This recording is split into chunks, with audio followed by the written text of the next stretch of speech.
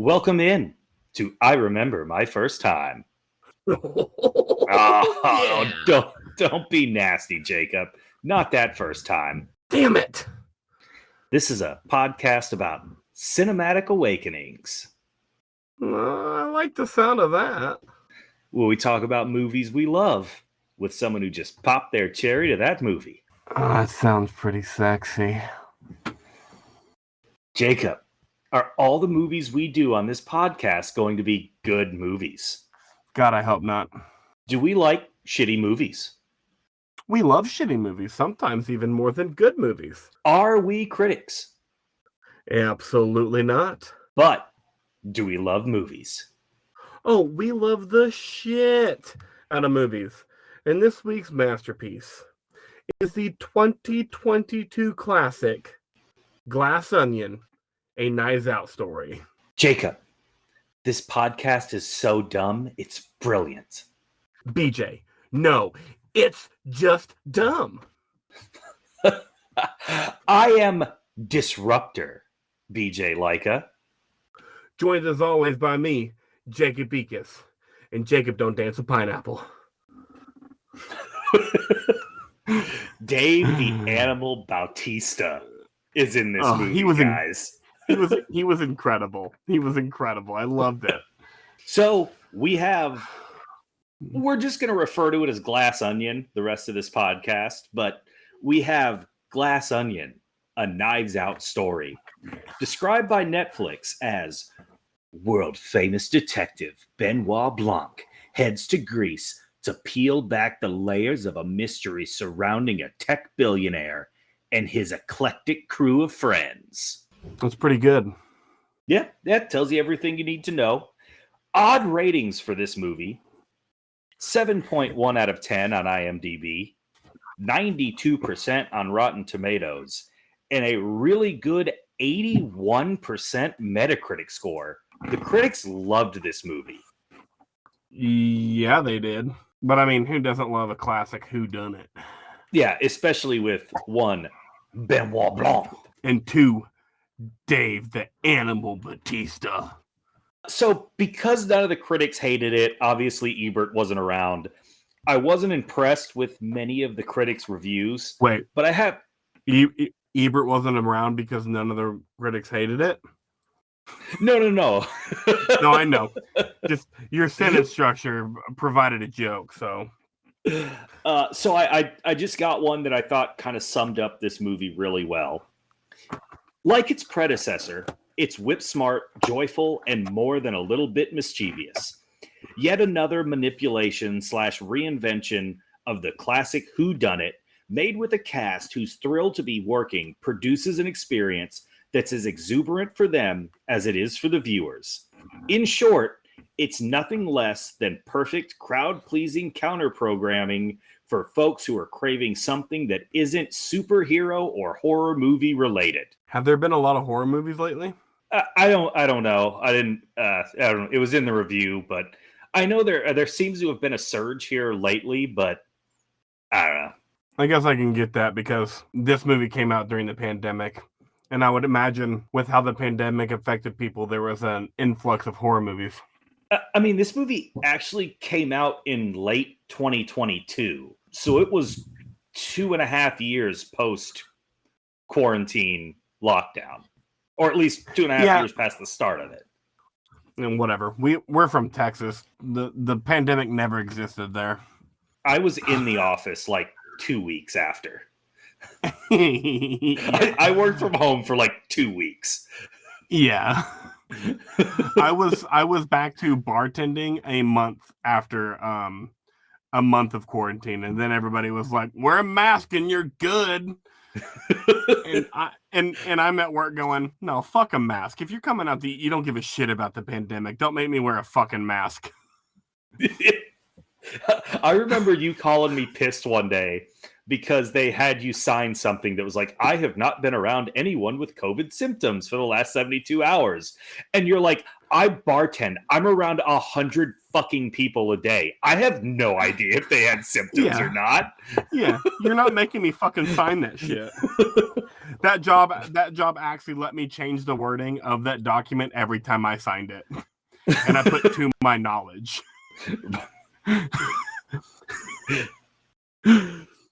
You were so pissed. You were so pissed. I was so pissed. So the movie popularity is kind of... Go ahead. Oh, I was going to ask about the movie popularity, but you're on it today. I try my best. So the movie popularity is kind of weird with this movie. I have a couple trivia to start the pod off with.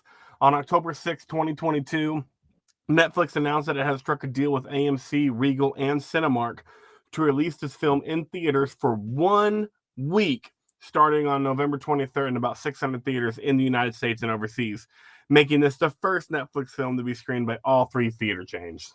Had this film been giving a standard theatrical release like its predecessor, it would have ended up taking around $300 million worldwide, a healthy profit for the distributors. However, Netflix only let this film have a limited theatrical release in order to get publicity and generate word of mouth prior to its streaming debut. To sweeten the deal with the cinema chains, they agreed to let the cinemas keep 60% of the box office takings, and it's usually around 40%.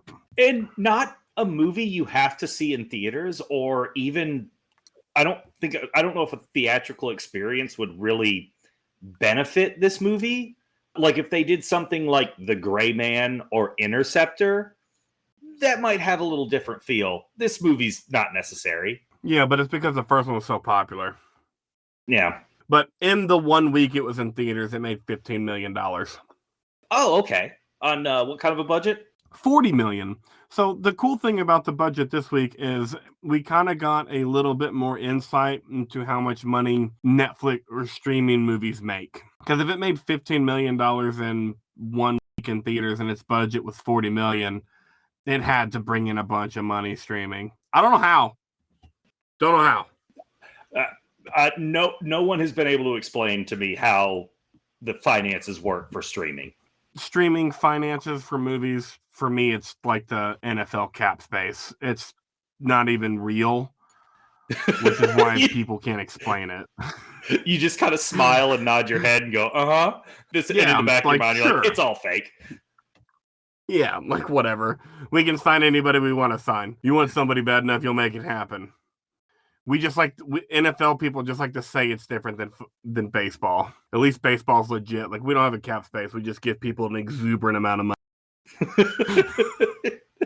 and I respect baseball because of that. The salary cap in the NFL is simply so owners can say, "Oh, we can't pay you that much." The salary cap. There's no salary cap. Shut up. You can pay them whatever you want. All right, BJ. Since we're both virgins, you go first. What are your thoughts on the movie? This movie is a joy to watch, start to finish. It's a perfect fucking airplane movie. We'll talk more about kind of what we think of an airplane movie later. It's really fun. It's witty. It's smart. It's not as good as the first one. The first one's phenomenal. The first one's one of my favorite movies of the 2010s. This isn't quite that good, but it's a really fun ride. 2.5 hours fly by. Rian Johnson does these movies right. I'm going to agree with everything you said. This was a fun movie. I was never bored. And it was a good follow-up to what I thought was a perfect movie. Oh, you think Knives Out's a perfect movie? And you know what? You're not wrong. For what it is and what it's trying to do, it's so much fun and it's so slick and so cool and so smart and so witty. This movie's not at that level, but it's not that far off. I totally agree. So, what'd you like about this movie? Rian Johnson makes these movies look so cool. I love that he makes fun of rich people. The mystery to me is secondary to the really fun characters. Even though they're always shitheads, they're still super fun to be around, and great performances from really across the board in this movie. Obviously, Daniel Craig as Benoit Blanc. Janelle Monáe is killing it. Dave the Animal Bautista, Kate Hudson. They're all putting in great performances in.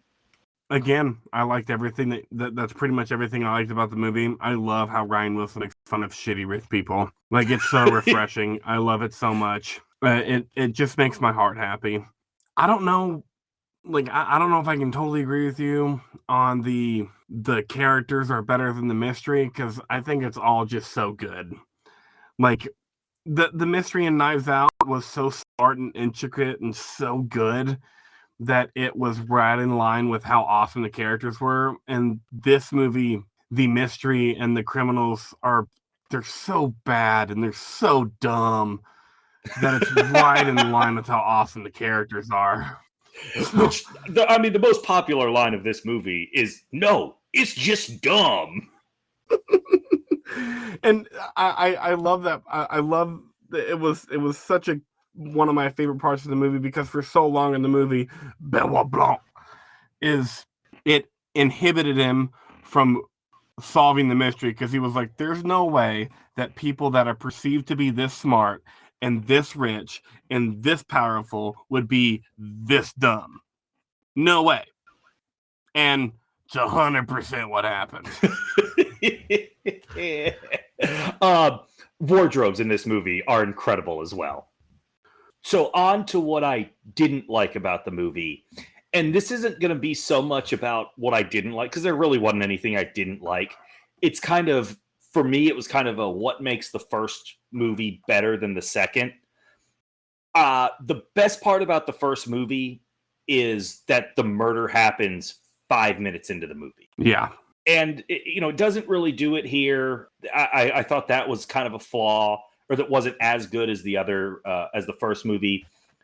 I felt like the story was a little clunkier with the identical twin and blah, blah, blah.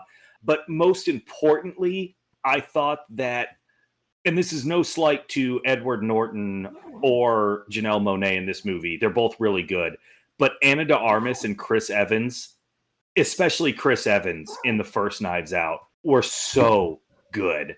And Norton's just not as good as Evans was. And I think that's a big portion of this movie too. I'm going to agree with everything that you said, except for the twin sister thing. I actually kind of liked it. Like, I know it was stupid, but I was like, whatever, it works. Like, I like that. The thing that annoyed me the most was definitely the awesomeness of the first movie and the fact that the murder happened in the first 5 minutes, because I spent the rest of the 2-hour movie wondering how they were going to fit the rest of the, like, more shit in. I was like, how are you going to do more shit? How are you going to do more shit? And it just kept me guessing.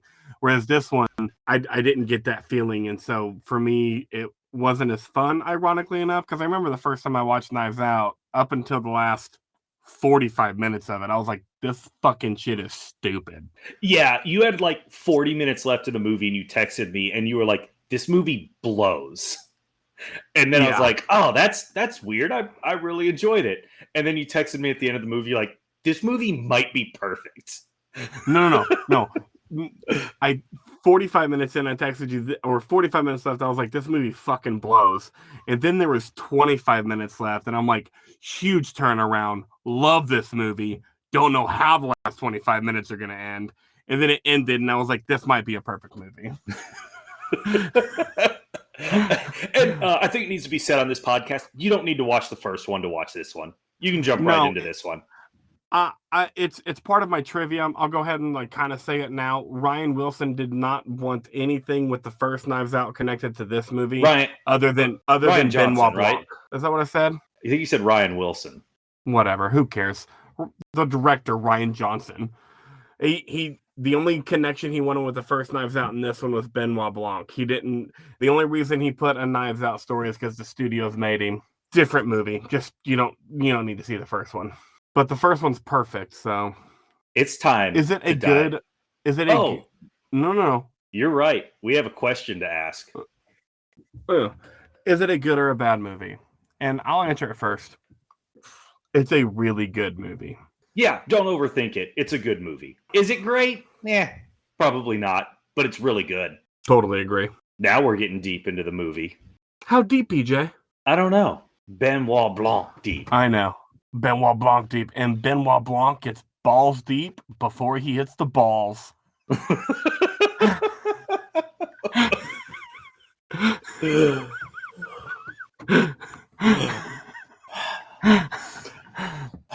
That was off the cuff. You're welcome. Making fun of Benoit Blanc's sexuality, who is revealed as a gay man in this movie, whose partner is the great Hugh Grant. Laughed out loud when Hugh Grant answered the door in an apron. It was incredible. And I loved Benoit Blanc in the bathtub with a rubber ducky. He's on a Zoom call with Kareem Abdul-Jabbar. Why?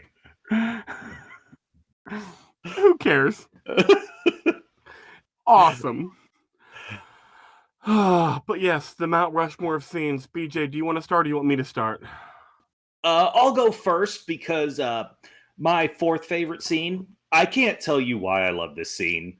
It's purely based on vibe and wardrobes, but it's the pool party. It's when they all meet up at the pool. The highlight of it is Janelle Monáe's dress that she's wearing.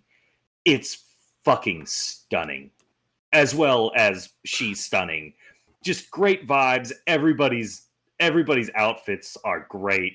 Benoit Blanc with the matching shirt and tucked into the swim trunks, wading through the water. I'd love that. Yeah. Bautista's, I think he just got one of his old little wrestling tights and threw a scarf around it. Phenomenal. Just having the gun whipped into his Speedo. It's all so good.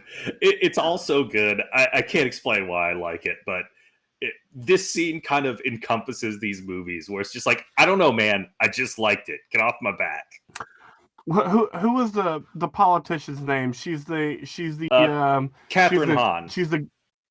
Catherine Hahn, who is our all-time favorite political whatever from Parks and Rec.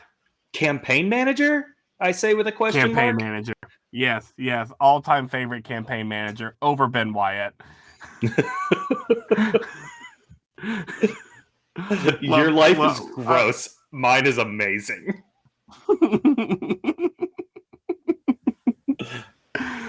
Why are you wearing a trash bag? Because you have kids. Ugh. She's great in this scene. It's just a fun scene. I don't know what to say other than I liked it. I'm glad you picked it because the wardrobes of everyone were great, and Janelle Monáe looked phenomenal, and then Daniel Craig in his matching swimsuit. I want that swimsuit set up because it looks so good. Dude, you could rock it. It almost looks like a romper, but it's not. Right. My number 4 scene is my first out of 2 lie, steat, and chill scenes. It's the disruptor monologue by Edward Norton. What a disruptor is. Because I just loved him feeding utter bullshit. That was so great irritainment. I was so annoyed with him.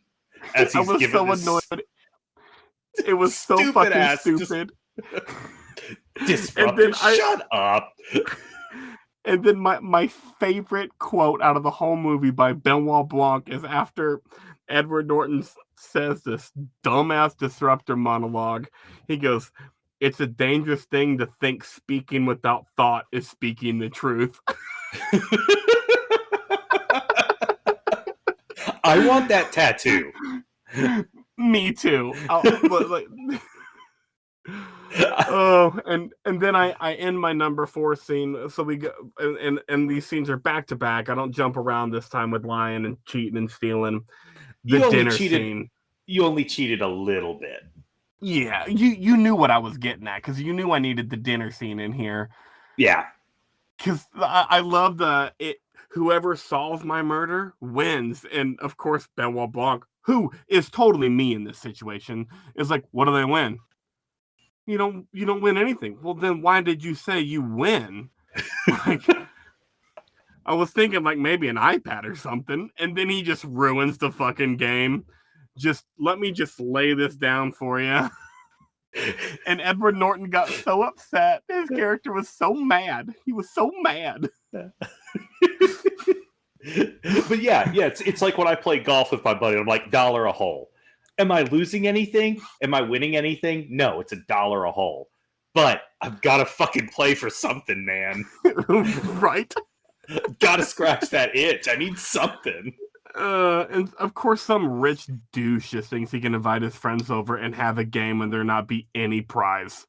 It's like, the prize is my private island. You already got it.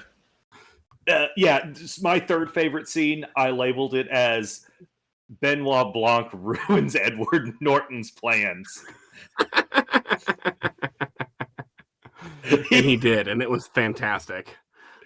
Because, everyone that works with him, nobody would treat him like that or talk to him like that. But Benoit Blanc doesn't care. Yes. The fucking crossbow.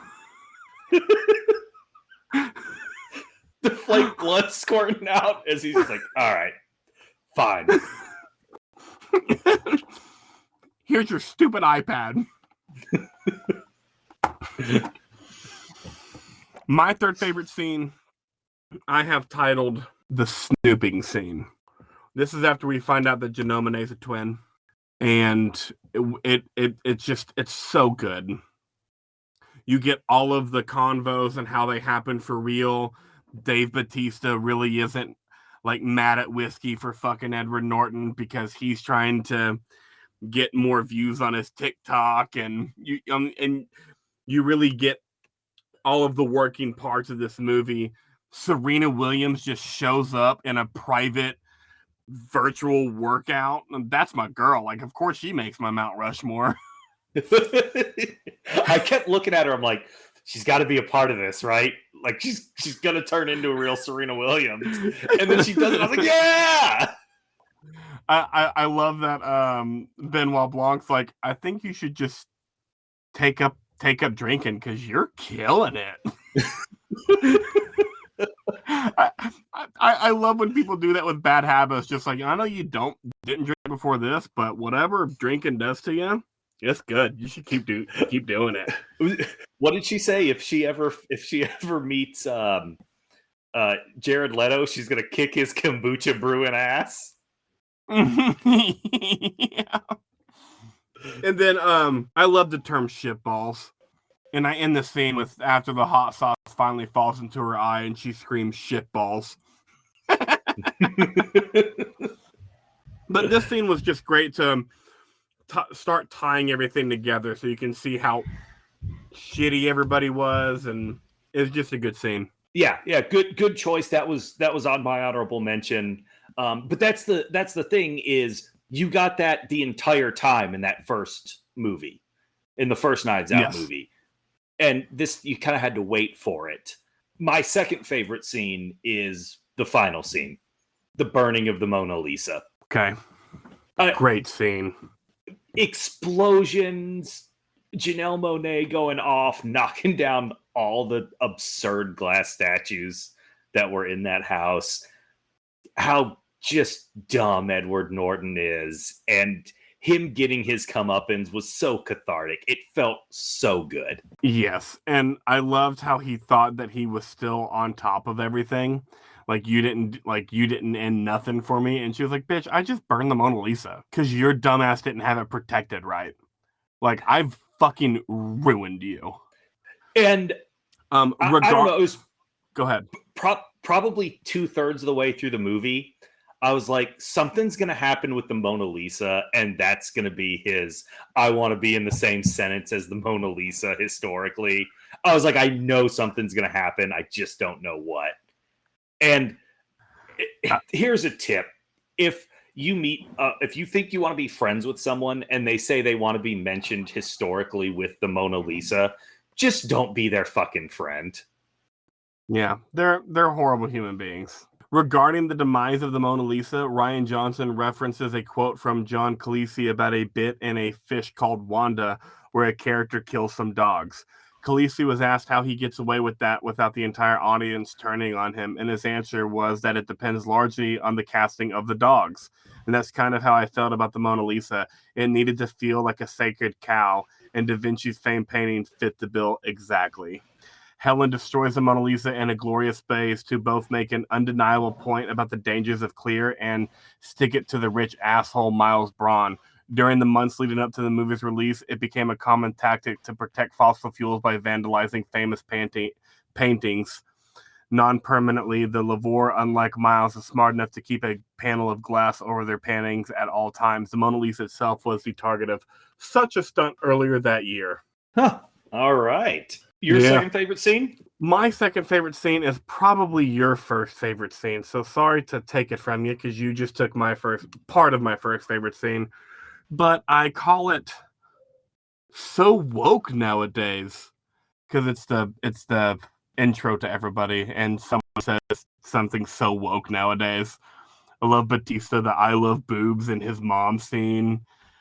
Everybody opening the different boxes and just appearing to be so stupid, and then I end it with them gathering on the pier and all the different masks everybody's wearing. And if you didn't know each person by how they opened each box, you knew them by how they were wearing their masks. Absolutely. That there was absolutely purpose to that.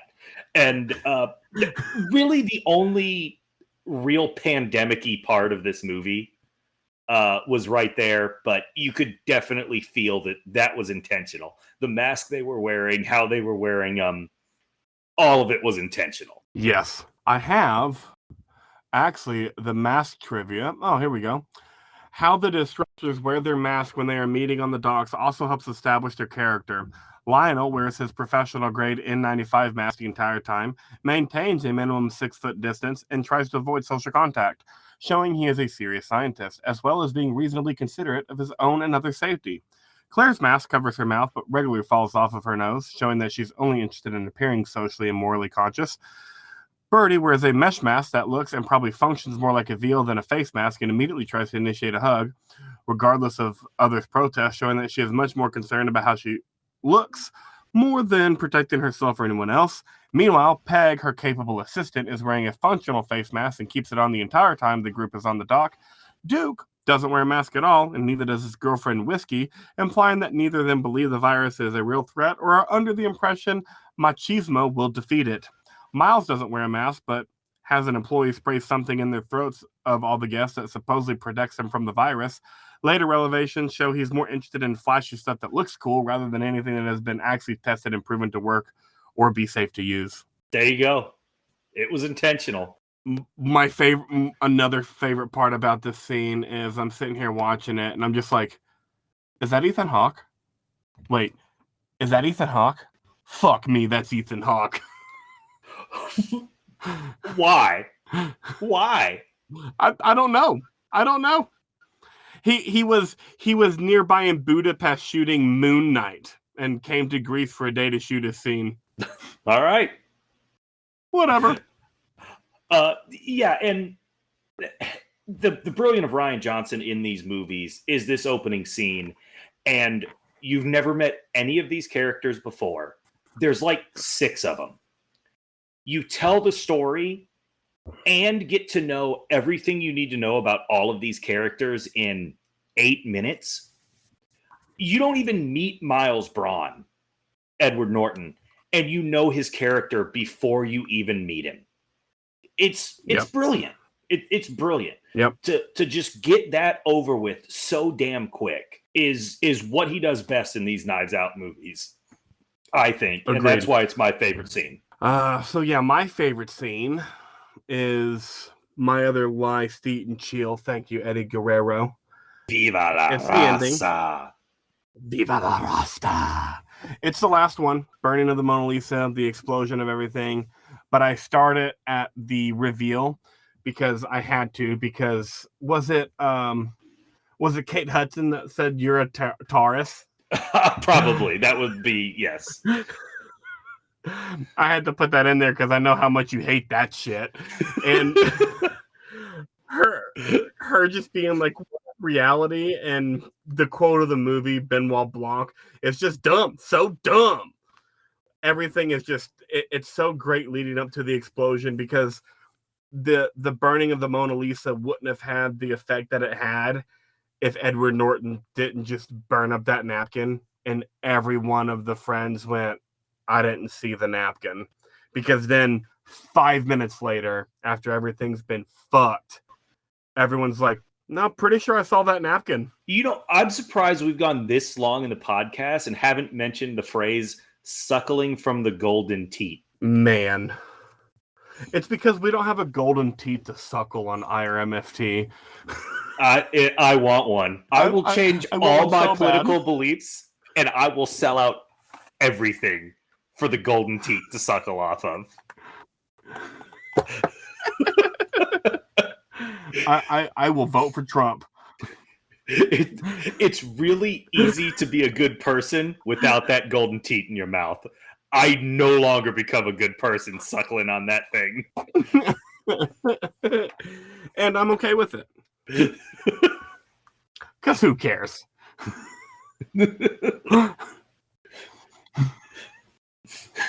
We did it. We got through the Mount Rushmore. Daniel Craig smoking the cigar, and the stoner that's on the island living there, the only other person on the island, smoking a doobie right next to Benoit Blanc smoking a cigar. Hilarious to me. I mean, honestly, the stoner on the island might be my favorite character, and Benoit Blanc's in this movie. Yeah, I imagine that guy's living your dream life. He's 100% living my dream life. Hell yeah.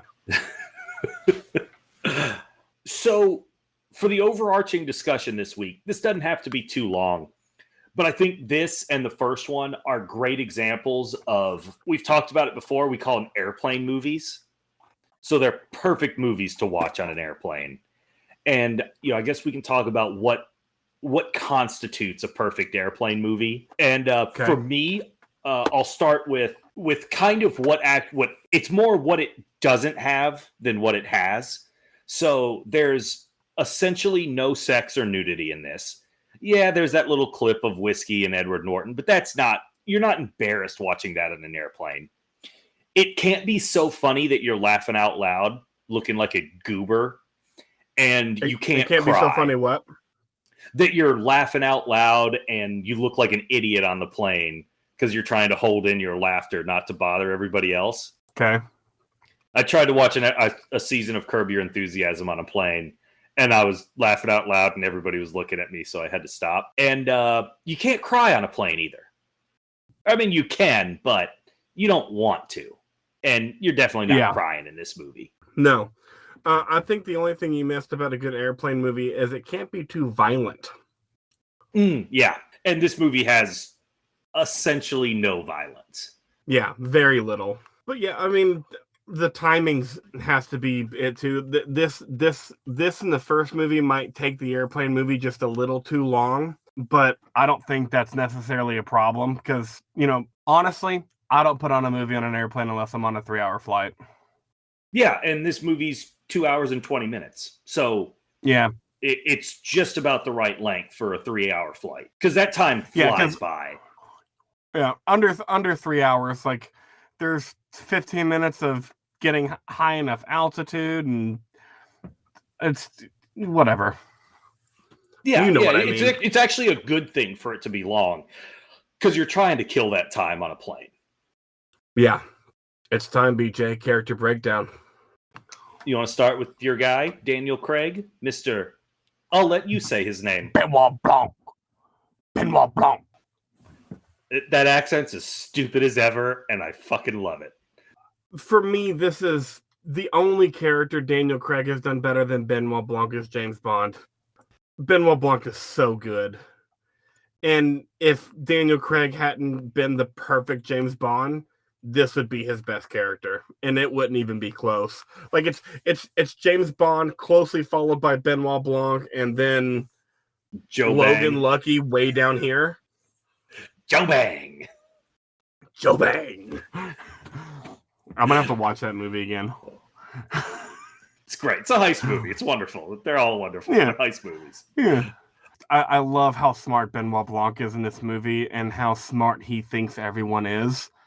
Because how could people this rich and powerful and with the image of being smart be as dumb as they are? And it was just funny and awesome watching him work through all of that stuff. Yeah, and then realize, like, so I've got a tech billionaire, I've got a congresswoman, I've got the lead scientist for the tech billionaire, basically. Kate Hudson has fashion lines and is killing it. And I guess Bautista has a lot of followers, whatever. But he's like, they've got to be smart. They have to be. They're all so successful. And then it takes him 2/3 of the movie to be like, oh, wait, I'm wrong. They're all morons.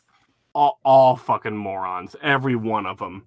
And it was funny because everyone was so dumb and he thought everyone was so smart, he got confused and almost didn't solve this mystery, kind of like when you're watching it seemed that way.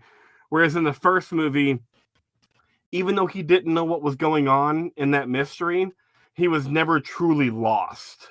He was like, something here is amiss. And I just got to figure it out. But in this movie, he got stumped and it was almost like, fuck, I don't know. Like, it can't be this simple. These people can't be this simple. Oh, they are. Yeah, 100%. So, yeah, just enough things can't be said about how great Daniel Craig's Benoit Blanc is. I can't wait for another movie. I hope we have 3 more of this guy. You can give me this movie every 2 years for the next decade, and I'm cool with it. Yeah, because Daniel Craig as Benoit Blanc and Rian Johnson as the director know what the fuck they're doing. Yeah, and these movies can't be that expensive to make. You get a handful of, either former A-listers who hadn't done anything in a while or B-listers and be like, hey, you want to make $250,000 and go on a 3-week vacation to Greece? Come on and do this movie with me. It'll be a blast. Yeah.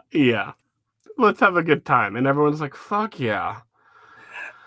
Janelle Monáe. The smoke show Janelle Monáe. Oh, yeah, she's feeling it in this movie. The dress in the pool scene she's looking so good at that pool scene. It's incredible. She's walking through just with all the confidence in the world. You know that scene in The Mask when Cameron Diaz comes out for the first time and Jim Carrey turns into the coyote and is like, oh. That's how everybody at that pool was. I was like that while on the couch. But on top of her just being a smoke show, she as both twin sisters. And she's doing her rich being bitch angry voice. and pissed. Quality shit. I knew it was going to be a good performance when they first show her and she just takes the hammer and just goes to town on the stupid little box. You were like, awesome. I knew it was going to be a good performance right then. Fair. And she did it. Killed it. And then to end her whole character by just fucking shit up. And I was really upset she died. I was like, God damn it. Like she was good. And then she wasn't dead. And I was like, awesome. And of course, the 3rd grade teacher was the smartest person outside of Benoit Blanc in that house. Not surprising to me at all.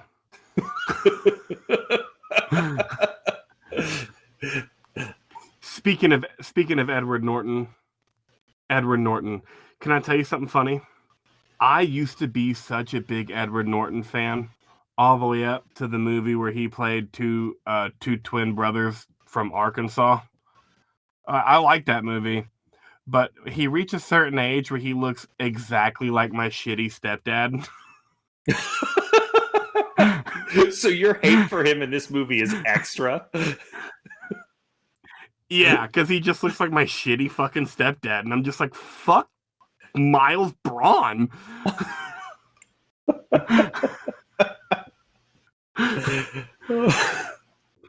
first movie I saw with Edward Norton was American History X, and he blew my fucking mind. And then probably the Fight Club was probably the second movie you saw with him. Yep. And then the third movie was, go ahead. Oh, when you're 14, Fight Club is a fucking incredible movie. Yes. And then the third movie I saw with him was Primal Fear, and I was like, he was just incredible. And then he reached an age where he looked like my shit fucking stepdad, and I was like, God, I no longer like Edward Norton. And to find out he's a douche on set, and I'm just like, you are my shitty stepdad. Your shitty stepdad didn't have the golden teeth, though. No. If he did, you wouldn't call him your shitty stepdad.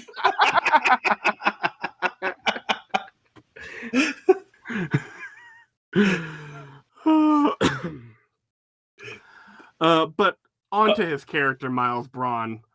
I mean, as much as I hate how Edward Norton looks now, incredible actor. And he sold the douchiness and the stupidity and the superiority complex of Miles Braun hardcore. Clearly just playing Elon Musk, right? Yeah, 100% playing Elon Musk and doing phenomenal at it.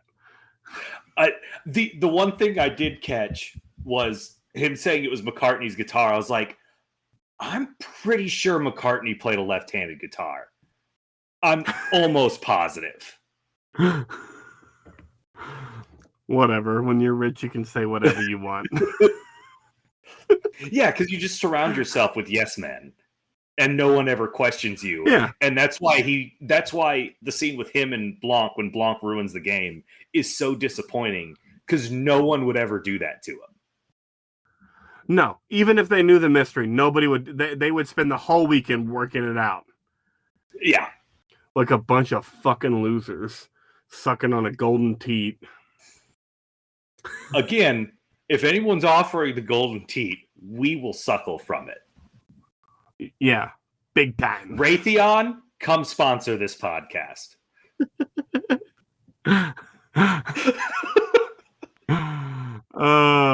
We NRA? will suckle from the golden knife missile. We will suckle from the golden knife missile from the teat. NRA.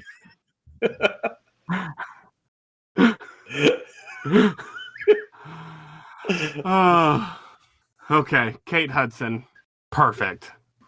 Yes. She hasn't done anything for a long time.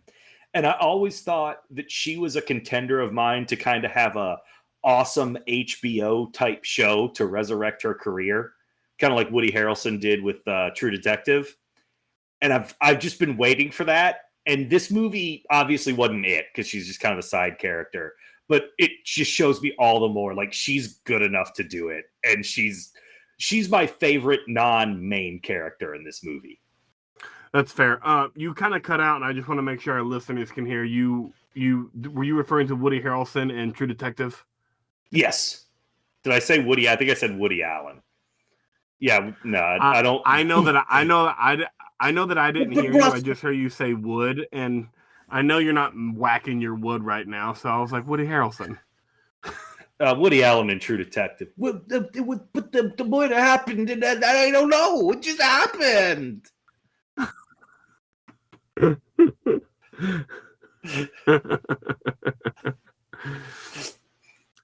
Everything you said about Kate Hudson, I second. So, looking like a snack in this movie too. I would take a bite. I mean, she's the offspring of Kurt Russell and Goldie Hawn. What do you want? Goldie Hawn. Is that her parents? Really? Yeah. Huh. I didn't know that. Dave the Animal Bautista. He still looks great. I feel like he could still get in the ring. Oh, 100% he could still get in the ring. He just doesn't want to do that to his body anymore. No, it's rough. That's just what a, and you know, for somebody who, from everything I've heard, is just like the best guy, playing an absolute incel shitbag is so funny to me. Don't you love when that happens and then they do so good at it? Yes. And he looks like an incel shitbag, too. Oh, speaking of looking like an incel shitbag, I'm training for my new restaurant job, and they have a cold soup called gazpacho. I'm aware. Yeah, I didn't know what that was, and I had never heard that name. So the first 3 or 4 times I tried to say the name, I said Gestapo. Oh, Not no. the same thing. I made the joke. I was like, I realize I look like someone who would be down with gazpachos, but I promise I'm fucking not. Oh, that's a big mistake. Thank God we were still in training. I remember I waited tables at one place, and the 2 appetizers I always recommended to people, it was a crab dip and it was elk tacos. And one time I combined that, and I said, my 2 favorite appetizers are crab dick and elk tacos. Awesome. And the table just looked at me, and I was like, crab dip.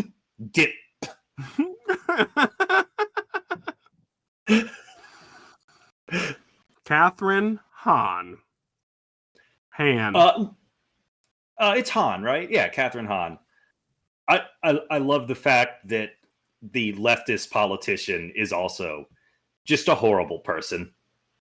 Yeah, very, very on point. Very on point. My least favorite thing about my party is just how fake and racist every left-leaning politician is. Like I know of 2 genuine ones, AOC and the Burn Man. Burn Man been fighting the good fight since the civil rights era, just getting tracked up, just getting taken off the streets with his brothers in cuffs. Yeah, and this just, especially when you have the obvious, right-wing incel, and then you offset it with the quote-unquote leftist politician who doesn't care about anything. They don't care about you. They don't care about you any more than the other party. Nope. They care about money just as much as the other party does. Yep. Money and power, baby. That was the best part about that character. Agreed. And she did such a good job at selling it. Because even when things are falling apart, she never really gave a shit. Yeah. Leslie Odom Jr. Is that whiskey? No. That's the scientist.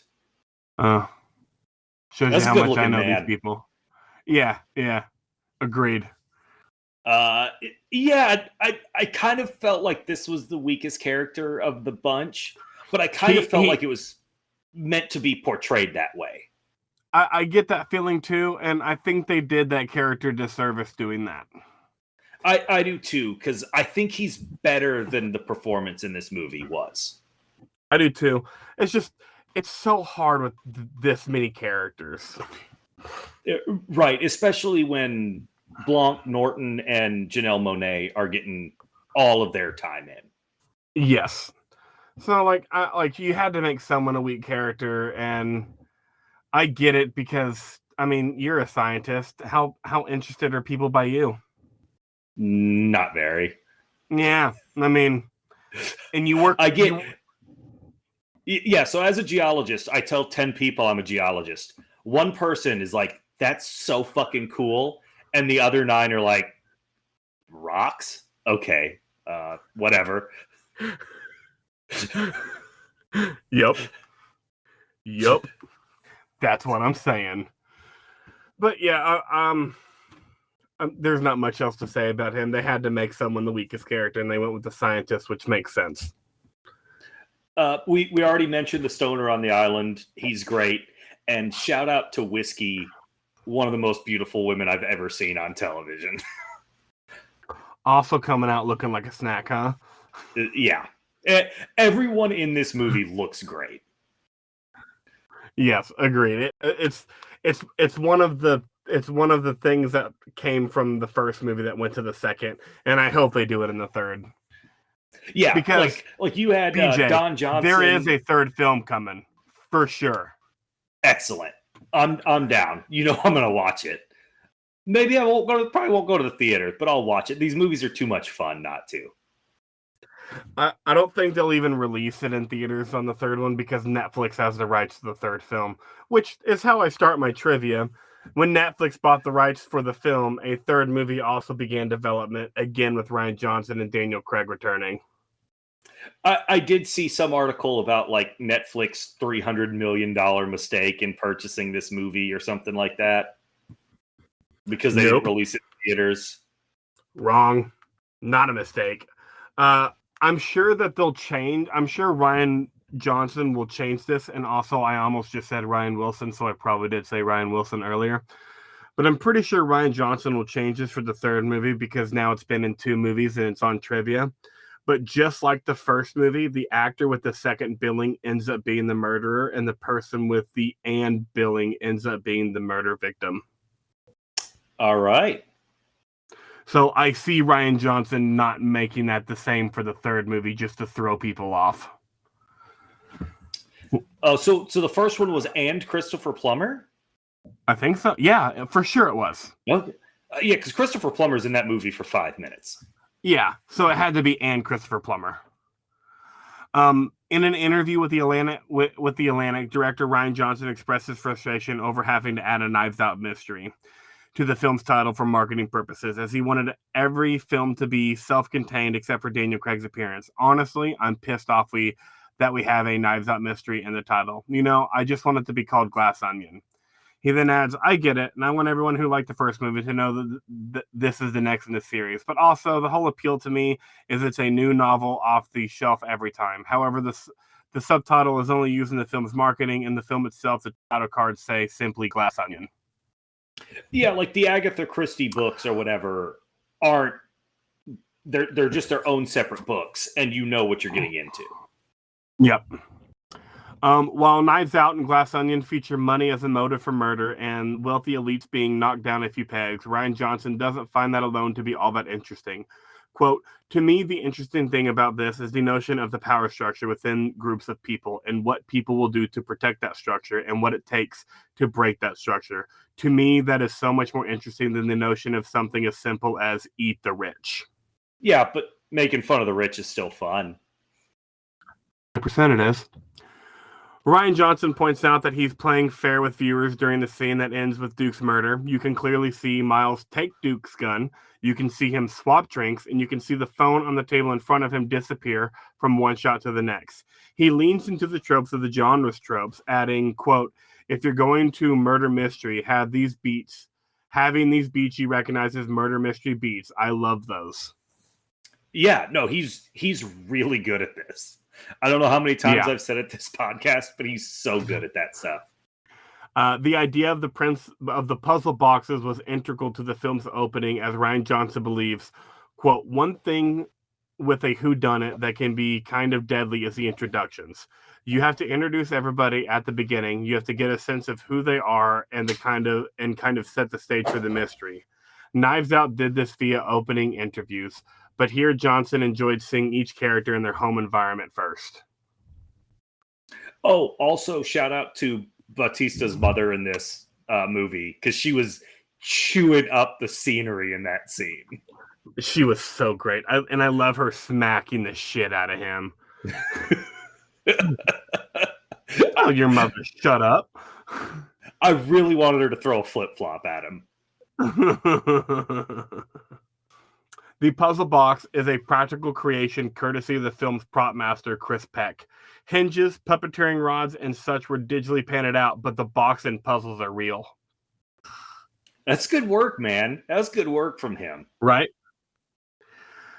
The distributors are supposed to be highly intelligent movers and shakers. Pay attention when they're trying to solve the box. They get a lot of help from people who aren't distributors. Without that help, they wouldn't have solved it. It's even funny when Blanc says that the box was a bunch of simple children's puzzles. Yep. Yeah, that's what I was like. It was like, oh, they're so smart, they're solving it. I was like, no. Like, what? Kate Hudson's friends were helping.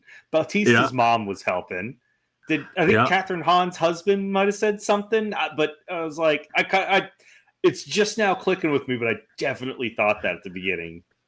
Yeah. Final film of Stephen Sondheim and Deme Angela Lansbury, who appeared briefly in a Zoom video call during Benoit's first scene.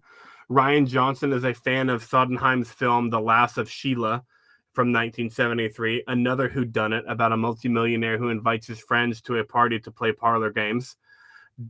Diane Cannon's character in that film was an influence on Kate Hudson's character, Birdie. Nice.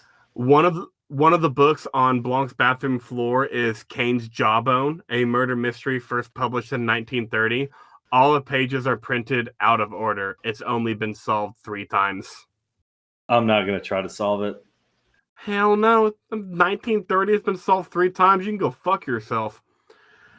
The Glass Onion refers to the Beatles song from the White Album. The song is enigmatic, teasing various myths about the band by the band, specifically John Lennon, who wrote it, thus fitting as a mystery film's title. Knives Out was also titled after a song, specifically the song by Radiohead from their album whatever. Radiohead's a shitty band. Whoa. They just don't make my kind of music.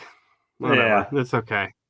I also think Green Day's a shitty band. I would have a lot of people want to chop my head off for that, but they are. The diary is a bit too thin to have been able to realistically stop a bullet, but the glass Helen was shot through is obviously a high-strength variant, given it only cracks rather than breaking apart. This likely helped reduce the bullet speed enough for the diary to stop the bullet. Okay, all right. Nice. Yeah, makes that scene a little better, because when you first see the diary, you're like, fuck that. Now, that ain't stopping anything. That ain't stopping a BB gun. Yeah. Ryan Johnson previously stated in an interview that Apple has a rule that villains in movies cannot use an iPhone or any other Apple products. And Apple, by the way, go fuck yourself. In Knives Out, one character is seen using an Android while everyone else has iPhones, slightly spoiling who the villain is. Not only are all the phones used in this film not iPhones, Miles doesn't own a phone, period, preserving the mystery. Only 2 characters are shown with Apple products. Duke is introduced live streaming from an Apple-branded screen, an early hint that he is not the killer. And Blanc, first in the bath and later on catching the iPad, note Miles flings it at him from off-screen and is never seen in contact with it. Again, fuck Apple. So not only in the first Knives Out did he murder someone, but also he made the group chat super fucking annoying. Yep. Other artwork references that make up part of Miles's collection at home include Matisse, Icarus's Plate 8 from the illustrated book Jazz from 1947, Picasso's Still Life with Stone from 1924, Klimt Goldfish from. Anyways, that's I'm Wait, done. Hang on. Picasso was doing art in 1924. Mm-hmm. Why did I think Picasso had been dead for like 300 years? We always have this conversation when we bring up Picasso. Oh. Why are we talking about Picasso so much? It's not that we're talking about Picasso so much. It's that in the 10 years we've been friends, it's gotten brought up enough that we've had this conversation more than once. My memory's not too good. Something affects your short-term memory. I don't remember what it is. You know what? For some reason, I don't either. But there's this really cool shirt on Mackinac Island that says, "My superpower is making weed disappear. What's yours?" And I want that shirt. That's great. Miles' car was a 2015 Porsche 918 Spider. Cool car. So, yeah. Ryan Johnson almost cut the close-up of the hot sauce dripping down Helen's face and into her nose, but an early preview audience loved it so much that he let it stay in. Oh, it should have stayed in. That was great. Yeah, 100%. Although Miles implants a false memory of the glass switch with a flashback demonstrating his version of events, the real switch is visible in real time, as are the moments he steals Duke's gun and then hides it because the gun hand is visible just above the bar, followed by a clear sound effect of it dropping into the ice bucket. This is contrary to most movie and TV mysteries, which typically withhold such details until the summation, only then fully divulging through flashbacks how a clever killer tricked everyone. Glass Onion just goes ahead and shows the killer at it, managing to fool character and audience expectations with their expectations. And I mean, you kind of know with this cast, you know Edward Norton's the killer, right? Catherine Hahn, not a bad guy. Janelle Monáe, not a bad guy. Bautista, not a bad guy. You kind of know. Where that was the beauty of like the first Knives Out too. It's like, I can see Jamie Lee Curtis killing somebody. I can see Don Johnson killing somebody. Chris Evans could go either way. Maybe he does, maybe he doesn't. But this one, it's like, oh, it's definitely Edward Norton.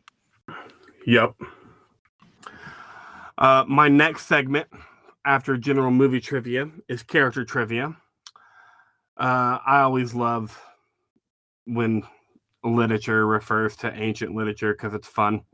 Cassandra Andy Brand and her sister Helen share names of prominent women in the myth of the Trojan War. Not only is this appropriate for a story set in Greece, the names act as a foreshadowing, which we know I fucking love foreshadowing.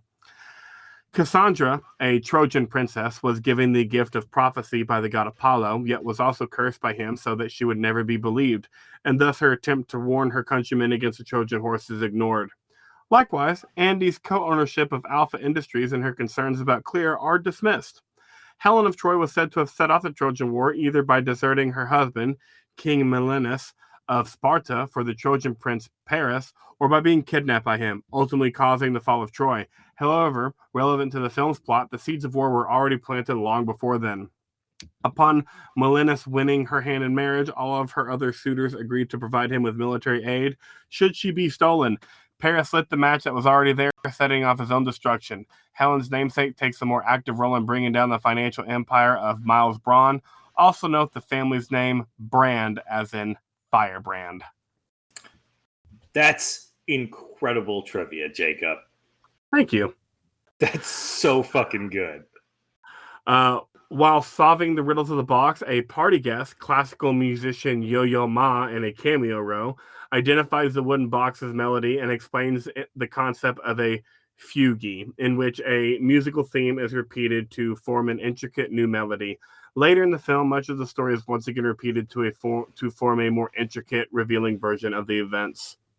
More foreshadowing. Yeah. Catherine Hahn was excited to be part of a big murder mystery movie where everyone is dressed to nines, only to discover that her character is a schlub dressed in beige. Awesome. Ryan Johnson's complimented Dave Bautista's vulnerability, depth, talent, and adds how excited he is to see more filmmakers give him dramatic roles. I know he wants them. I'm ready to watch him. Despite playing his mother, Jackie Hoffman is only 8 years older than Dave Bautista. What? Oh, yeah, but Bautista's got to be 50-something, right? Yeah. This was a funny coincidence I enjoyed reading. Kate Hudson's character owns a brand of designer sweatpants in real life. Hudson owns Fabletics, a successful high-end athleisure brand. Fabletics is great. Kate Hudson's take on Birdie was that she was someone who understands every third word.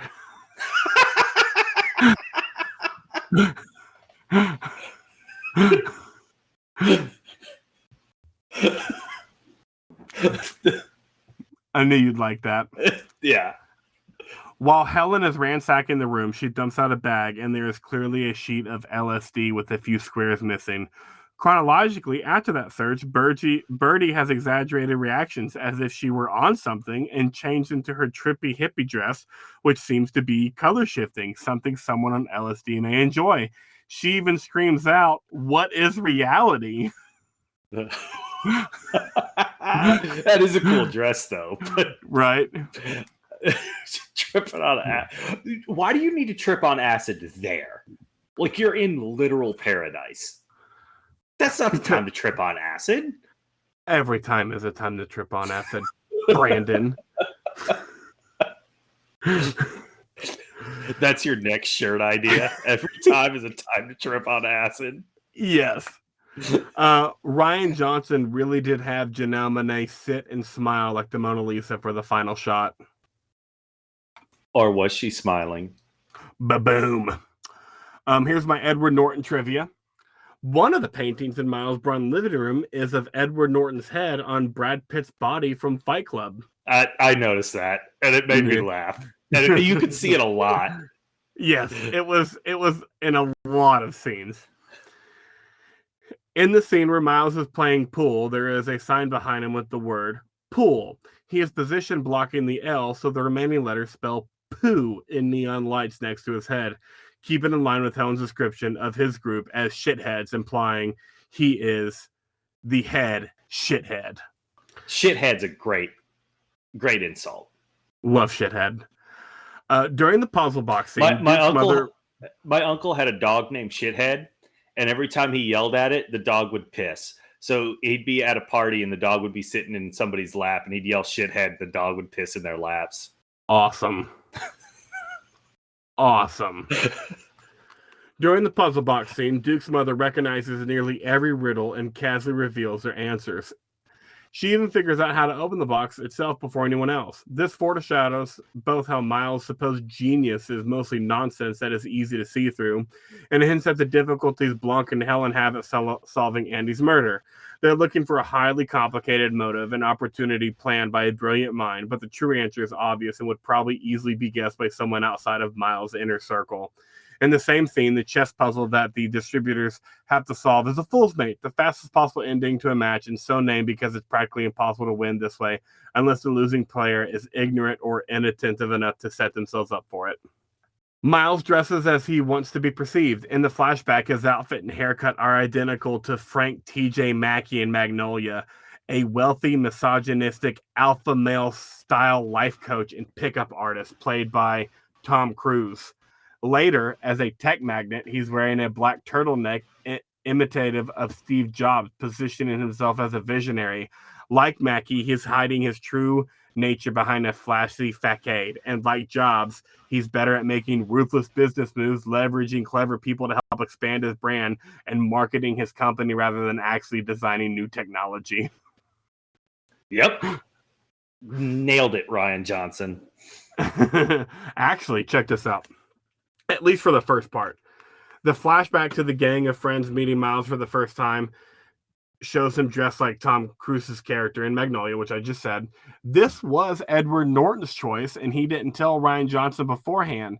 The idea behind it is that Miles has never had an original thought in his life, the director stated. Johnson's only concern was that it would get him in trouble with PTA. All right. Which, for those of us who don't know, because I just said PTA because I knew BJ would get it right off. Paul Thomas Anderson. Rothko's painting, number 207, is on display in Miles Brun's living room. However, the painting is intentionally displayed upside down to illustrate the character's superficial appreciation for art. The painting's actual full name, number 207, red over dark blue on dark gray, even provides instructions for its proper hanging orientation right in its name, something that the movie suggests Brun was too dumb to notice. Success and intelligence are two very different things, ladies and gentlemen. Yup. In his letter to his friends, Miles uses the word normlessly.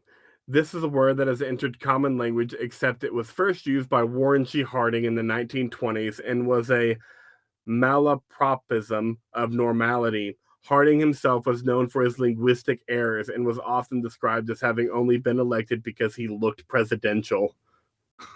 Teapot Dome scandal, Warren G. Harding, right? Yep. Yeah, so another just fucking moron. Yep. I guess some Daniel Craig trivia. Ryan Johnson has stated that he previously considered a running joke of having Daniel Craig play Benoit Blanc with a different accent each film without any explanation at all. I'm here for it. Like, I would love that. That is such a brilliant idea. He's just coming in with like a Boston accent in the next movie. Just no explanation. It's like, I know how you married the motherfucker. Obviously, he decided against it. That would have been awesome. It's like an entire movie with our impersonation segment. Right. For Benoit Blanc's vintage-inspired swimsuit, costume designer Jerry Edgren borrowed the notes of an old Hollywood tailor. Blanc's pants were created using a custom sewing pattern originally drafted for Frank Sinatra. Daniel Craig worked with the dialect coach to regain familiarity with Benoit Blanc's distinctive New Orleans accent. It's so bad. Ryan Johnson thinks it's important to remember that Blanc is not the protagonist of the Knives Out films. He stated, spending too much time digging into his backstory, life, or all of that is not that interesting to me. I want him to serve his function as a detective, but it's pretty fun getting a little glimpse of Blanc's life with his partner, Philip. And when I thought about who it would bring me the most joy to see Blanc have as his partner, Hugh Grant. You can't beat it. It was a genius decision. And yeah, Benoit Blanc he's just the vessel. He's basically the narrator, right? Yes. BJ, I have a little surprise for you. Okay. I have 5 pieces of trivia that I put at the end that are specifically for you. Awesome. Let's go. So the first one goes right in line with the last bit of trivia. This film hints that Benoit Blanc is a gay man in the flashback scene where an apron man, Philip, played in cameo by Hugh Jackman, opens Blanc's apartment door. Hugh Grant, yeah. Opens Blanc's apartment door while Blanc is in the bathtub. Daniel Craig said this was deliberately alluded to in the script. In a Collider interview with Steve Wattentab, Hugh Grant was asked about the cameo, and his reply was to quote, "It is true. I'm married to James Bond."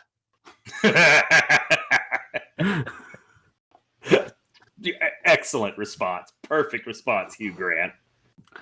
Ryan Johnson mentioned a handful of deleted scenes in the commentary, adding, quote, "Someday we'll figure out how to get it out there." This, of course, one of the downsides of streamers not releasing the original content to physical media. That one's for me because that's my biggest problem with... Yes. That's my biggest problem with streaming. I want to see the cool shit that doesn't make it into the film, including outtakes, deleted scenes, commentaries. I'm a movie nerd. Give me that shit. No, I'm with you. That would be great. They should have that. You should be able to watch that. You already have the rights to it. Why not? Right? Miles' company and brand is called Alpha because he's the leader of the pack that everyone obeys without question. In other words, the alpha of the distributors. However, the idea of Wolfpack Alphas is a dated scientific concept which reveals wolf hierarchies in captivity rather than in the wilderness, where the power balance is more community-oriented and equitable. Similarly, Braun's leadership of the group was stolen from Andy and maintained through money and veiled threats, not any meaningful degree of personal charisma, authority, or camaraderie. This talk of alphas also associates him with MRAs like Duke and the dubiously scientific claims about biology or hierarchy the movement often espouses, showing that despite seeming to be a leftist on paper as he bankrolls Claire's campaign, which with its focus on green energy and her fear of being associated with an MRA seems to be on the left, he's comparable to Duke in many ways, with both men hawking ideas about being revolutionary and powerful that end up being shams. Yeah, anybody that claims to be an alpha is clearly not an alpha. That's my life advice for all of you today. If anybody claims they're an alpha, they're not a fucking alpha. Nope. Duke's character is clearly inspired by far-right online personalities of Alex Jones and Andrew Tate and is portrayed as a paper tiger at best. The movie came out between Jones losing a defamation and harassment lawsuit for a huge amount of money and Tate being arrested. For sex trafficking. Awesome. Knew you'd like that. Yeah. Moreover, both of these happened due to mistakes so stupid, Jones's lawyer emailing all of the contents of his phone to the opposing side and mindlessly allowing them to use it, and Tate uploading a video which shows a pizza box from a chain operating only in Romania, thus giving Romanian police proof he was in the country that they needed to get a warrant to raid his house. They wouldn't be out of place in a movie like this. Not at all. Not at all. Both of them. And I ended it with this on purpose. Alpha is shown to be involved with both cryptocurrency and NFTs, which were booming during the time of the movie, May 2020. Sam Bankman-Fried, head of the crypto firm FTX, had a similar glowing reputation in financial markets as a tech bro CEO. Just weeks prior to the movie's release, FTX collapsed and general opinion shifted to Bankman-Fried being a con artist. How did you guys not know he was a con artist the entire fucking time? It's so dumb. It's so dumb. That's my trivia. Lots of trivia for this movie. Unusual for new movies. Usually new movies you don't have a ton about. Right. All right, movie impersonation time, and I know what it is. I don't even have to guess. The one, the only. Benoit Blanc. Blanc. All right. Now, welcome here into my humble abode. As you can see here, my partner, Philip. Well, how's it going there? I'm Philip. I always wear an apron because I'm a very sensitive British man. Now, as you can tell, Philip's a rom-com star. Me, personally, I'm James motherfucking Bond.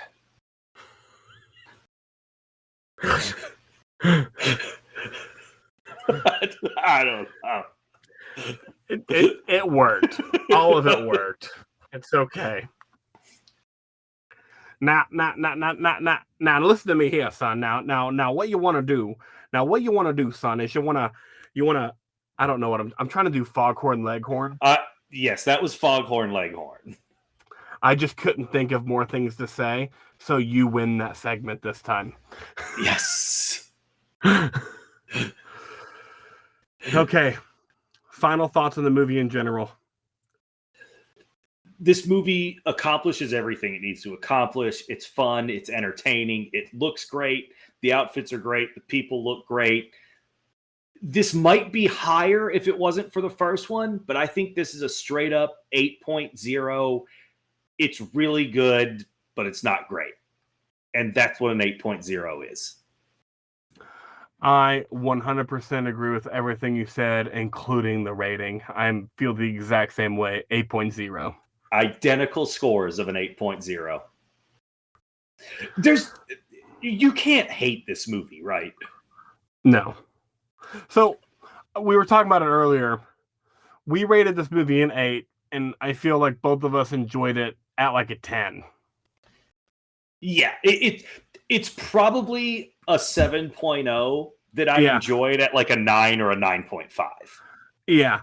Nema enjoyed this at a 7. Nema rated this a 7, and she probably enjoyed it at like a 5.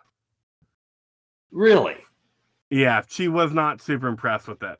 But she also was entertained the whole time and ended up paying off, so it's hard to go under 7. I can see I can see someone like Nema getting bogged down in the details trying to figure it out. Where you just kind of gotta ride with these movies. You don't have to figure it out. You're not gonna win an iPad if you figure it out. So on the should they remake this, I think we should do a callback on our classic recasting segment and try to recast the next movie. Oh, okay. So cast the next movie because you can't recast something that hasn't been casted yet, right? Yeah, that's fair. You just pulled a Miles Braun. I did. I did. You know what? It's because I'm a distributor. Or disruptor. I'm a disruptor. Also, sometimes they call themselves distributors because they're so fucking stupid. So I'm right in line with everything. So this might be from you accidentally calling Ryan Johnson Ryan Wilson.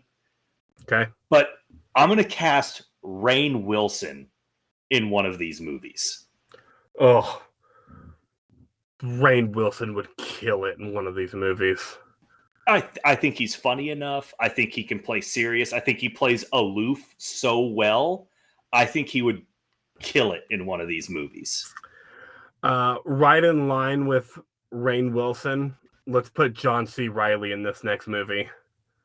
Yeah, very, very similar in how well they play that aloof type character that works so well in these. Yeah. I'm gonna go Leslie Mann. Oh, the drunk girl who throws up all over Steve Carell and 40-Year-Old Virgin. Yes. Plays Paul Rudd's wife in Knocked Up, and This Is 40. Oh, speaking of This Is 40 and Knocked Up, Jason Segel would be perfect for this next movie too. Yeah, Jason Segel would be good in it. I thought Mary Steenburgen from The Mom and Step Brothers. Yes. Very understated, funny. That'd be a good get for it. Ooh, your all-time Hollywood crush, Myra Rudolph. Yeah. Although, if he didn't piss off Paul Thomas Anderson with the Tom Cruise stuff.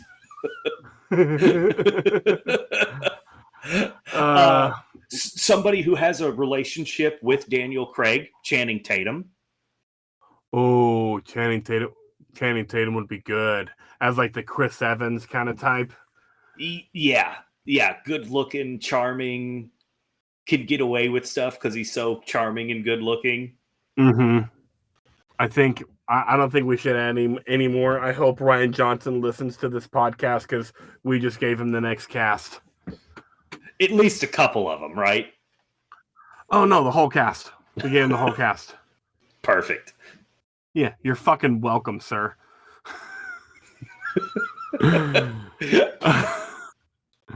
If that's the cast, if all of those people are cast in the next one, I want a paycheck. Yeah. Yeah. If all of those people are cast in the next one, I'm gonna beat my meat. That's for fucking sure. To Rainn Wilson. I mean to the movie. No, to Rainn Wilson for sure. Now it's time for my good and bad IMDb reviews, and I have some pretty good doozies for you, BJ. Okay. My first 10 out of 10 is by Kool-Aid Bro 30. Great name.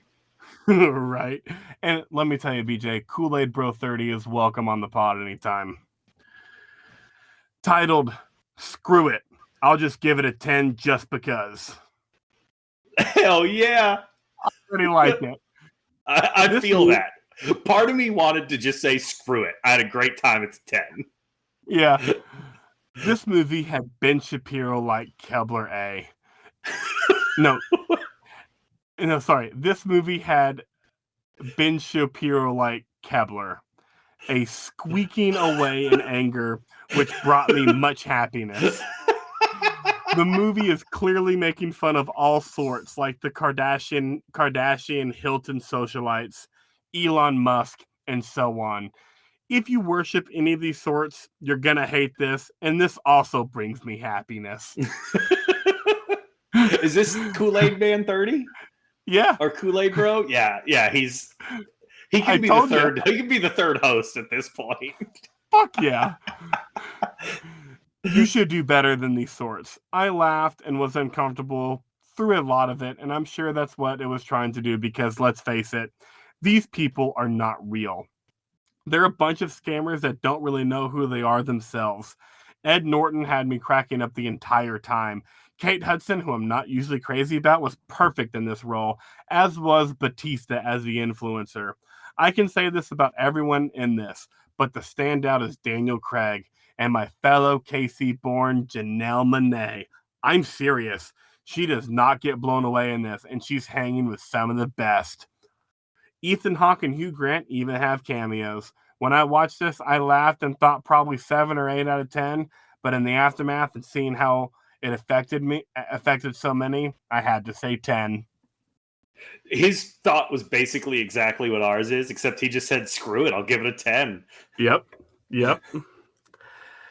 My 1 out of 10 by Olin Vetter 28. Titled, So Bad It Made Me Question My Life Choices. 15 minutes in the movies. I wasn't sure if I paid for a movie ticket or subsidized luxury vacations for a bunch of movie stars who got bored staying home during COVID. There is absolutely nothing clever, entertaining, funny, pleasant to watch, agreeable to listen to in that movie. Every single choice is a knife in the heart of art and or entertainment. All of this is wrong so far. Agreed. Everything he said is wrong. It was filmed like a year after the pandemic. All movies you're going to see, you're paying for luxury vacations for rich people. It's extremely clever. At best, this is an advertising for unsustainable lifestyle. From the burnt-out influencer to the megalomaniac technolutionist. At worst, it's a bunch of outrageously rich people looking for an all-inclusive luxury vacation they don't have to pay for when all of us were in lockdown. It's a shame, and I hate that I will not get my money back or the 2+ hours of my life. So this guy thinks this movie was actually filmed in like June of 2020? Yeah. Okay, yeah. So he's an idiot. Uh-huh. Okay. But that's it, BJ. We did it. We got through Glass Onion, a Knives Out story. And it was incredible. It's so much fun. I'm ready for the third one. Bring it on. Just give me this movie every couple of years. Great. All right. Eventually, we'll start doing our social media. I don't know if you're tired of hearing us say that, but we are on Twitter, Instagram, Facebook, Reddit. At IRMFT Pod. Check us out. Follow us. Listen to our stuff. Tell other people to listen to it. We'd like to make some money doing this shit because once we start making money, guys, you won't have to deal with the lag when we're doing remote recordings.